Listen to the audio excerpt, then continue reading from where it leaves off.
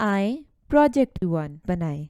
अपने mouse pointer को blue block पर लाएं और फिर ड्रैग करते हुए इसे प्रोग्रामिंग एरिया में ले आएं।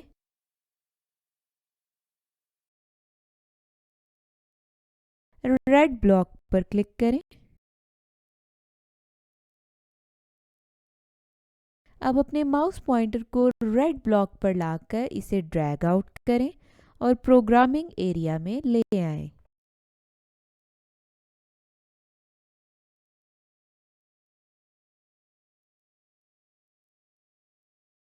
अब येलो ब्लॉक पर क्लिक करें तो येलो ब्लॉक अपीयर हो जाएंगे। अब आप इन येलो ब्लॉक्स को स्क्रिप्ट्स के साथ जोड़ दें।